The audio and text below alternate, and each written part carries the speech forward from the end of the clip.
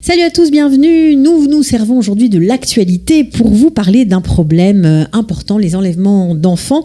Vous avez sans doute entendu parler de la princesse des Émirats, la sœur du roi Abdallah de Jordanie, qui est partie, qui a quitté les Émirats avec ses 2 enfants sous le bras. Est-ce que c'est un enlèvement d'enfants? Est-ce que les enfants vont être rapatriés dans les Émirats? C'est une question importante qui va être bien sûr débattue tout de suite par Maître Lipsker, Ethan Lipsker, spécialiste du droit de la famille et du droit international. Bonjour, Maître Lipsker. Bonjour. Comment ça va? Baou Hachem. Alors, cette princesse-là, la sœur du roi Abdallah, elle est partie avec ses 2 enfants. Elle est partie où d'abord? Elle est passée par la Jordanie. D'accord. Chez son frère. Bah oui, bien sûr. On va dire bonjour à tonton. Ouais.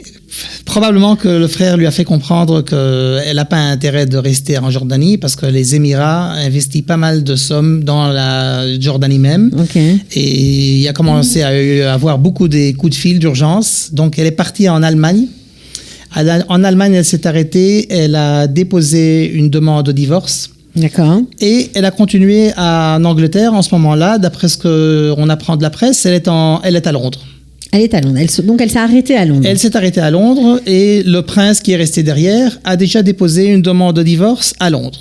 Ok, oui. Donc elle a déjà déposé en Allemagne, lui à Londres. Alors, c'est quoi le problème? Est-ce que c'est un enlèvement d'enfants? A priori, on a envie de dire oui. Oui, bon, c'est très intéressant et surtout aux côtés de la défense de la Convention de La Haye. Je vais expliquer.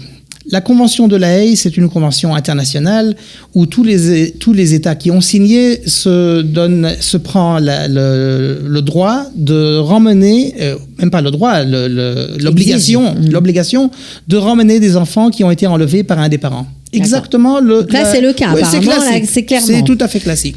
Est-ce qu'il y a des exceptions? Il y a des exceptions. Les exceptions sont très importantes. Une des exceptions, c'est le risque grave pour les enfants. Donc, si le tribunal pense que ramener l'enfant dans la résidence habituelle, donc dans la résidence d'où il était enlevé, présente un risque grave pour les enfants, va le mettre dans un risque grave, il va refuser de le ramener. Donc le tribunal refuse malgré qu'il y a effectivement enlèvement. Il y a eu un enlèvement. Mais ils peuvent, dans certains cas, ne pas faire rentrer les enfants. Et c'est une exceptionnelle qui est inscrite dans la Convention elle-même. Donc, ça fait partie de la Convention. Bon, alors là, pour le coup, ça veut dire quoi, un risque grave pour les enfants? Alors là, c'est très intéressant. Parce que tout d'abord, on utilise cet argument très rare.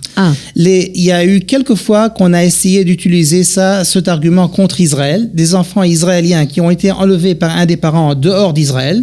Donc, un exemple qui est assez connu, un enfant qui a été pris par la mère à l'États-Unis. Aux États-Unis. Et là-bas, le père a déposé une demande de ramener les enfants d'après la Convention en Israël. En disant qu'il y a évidemment, Israël et les États-Unis tous les deux ont signé la Convention. La mère a demandé au tribunal américain de donner une décision que Israël est en état de guerre.